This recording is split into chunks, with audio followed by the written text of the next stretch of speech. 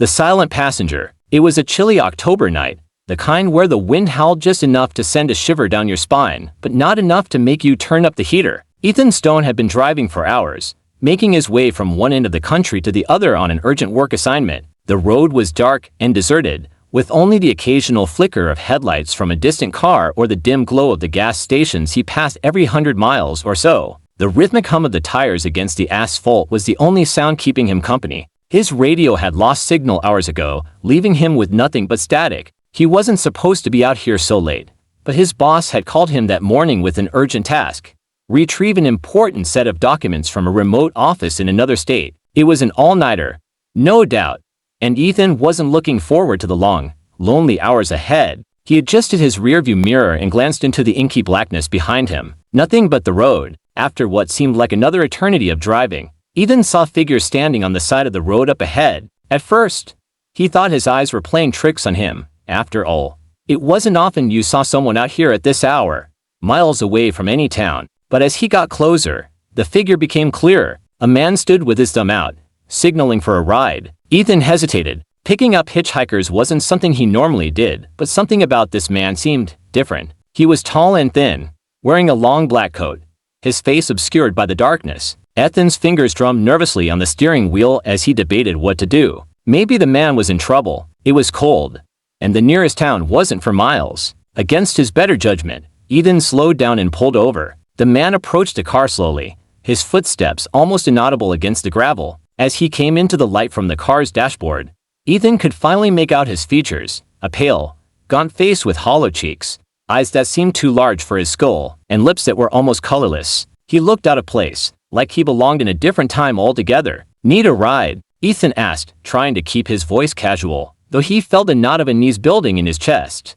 The man nodded but said nothing. He opened the passenger door and slid into the seat beside Ethan. The cold air rushed in with him, causing Ethan to shiver involuntarily. The man didn't speak, didn't even acknowledge Ethan with a word of thanks. He simply sat there, staring straight ahead, as if waiting for the journey to resume. Ethan cleared his throat. "So, where are you headed?" he asked, casting a quick glance at the man. The stranger turned his head slightly, his eyes still focused on the road ahead. After a long pause, he answered in a voice that was low and hoarse, as though unused for years. "Just up ahead," he murmured, his words barely audible. Ethan frowned. That was hardly a specific answer, but he wasn't in the mood to press. The man clearly wasn't a conversationalist, and that was fine by him. He was already beginning to regret stopping. As the car pulled back onto the road, the silence between them grew heavier, filled only by the distant hum of the engine. The minutes dragged on. Every time Ethan glanced over at his passenger, he felt a strange sense of disquiet. The man sat unnaturally still, not fidgeting or shifting in his seat like most people would on a long drive. It was as though he were made of stone, an airy statue in the seat beside him. What made it worse was the man's eyes. He never blinked. Not once. Ethan tried to shake off the feeling of unease by focusing on the road ahead, but it became harder with every mile. Something wasn't right. He could feel it in his gut, like a creeping dread crawling up his spine. Is this guy dangerous? Ethan wondered to himself. His mind raced through every possible worst-case scenario: mugging, murder, kidnapping. But nothing the man had done suggested he was a threat. Yet that primal fear gnawed at him, instinctively telling him something was wrong. After another 20 minutes of tense silence, Ethan couldn't take it anymore. "You from around here?" he asked, trying to make conversation. The man remained silent for so long that Ethan thought he wouldn't answer. Then, in that same raspy, hollow voice, the man replied, "Not anymore." Ethan frowned. "Not anymore," he repeated, trying to get more out of him, but the man didn't elaborate.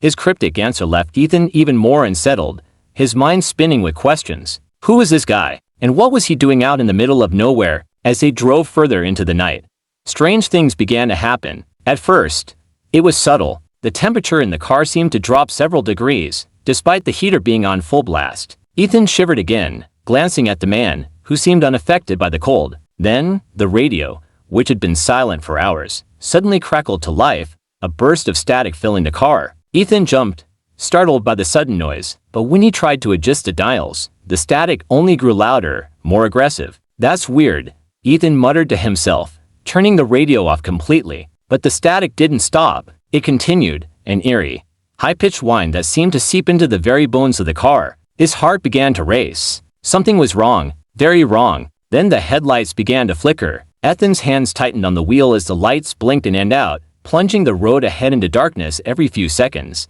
He cursed under his breath, his pulse quickening. "Come on, not now," he muttered, trying to maintain control of the vehicle. But the flickering only worsened, and with each flash of light, Ethan could swear he saw shadows darting across the road, shapes that weren't there a moment before. "Do you see that?" Ethan asked, his voice tight with fear. He glanced over at the man, but the passenger remained silent, his face expressionless as he stared ahead, seemingly oblivious to the growing chaos around them. The flickering continued, and the shapes became more distinct figures, dark and twisted, moving just at the edge of the light.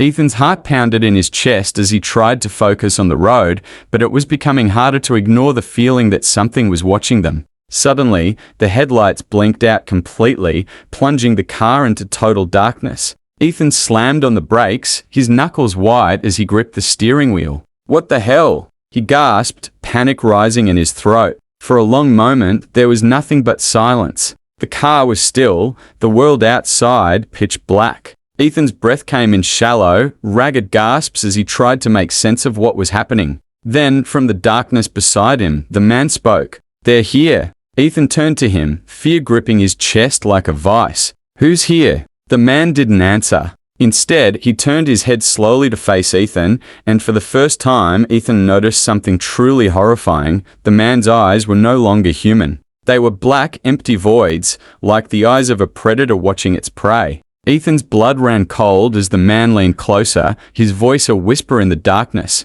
"They've come for you." Before Ethan could react, the shadows outside the car seemed to come alive, surrounding the vehicle with an unnatural force. The air grew thick, suffocating, and the temperature plummeted even further. Ethan's hands shook as he fumbled for the door handle, but it wouldn't budge. He was trapped. The man's gaze never wavered, his black eyes boring into Ethan's soul. "You should have never stopped," he whispered, his voice echoing in the cold air. "Now it's too late." In that moment, Ethan understood. The man wasn't a hitchhiker. He wasn't even human. And whatever was out there in the dark wasn't going to let him leave. As the shadows closed in, the last thing Ethan heard was the man's voice, soft and hollow. "Welcome to the end of the road."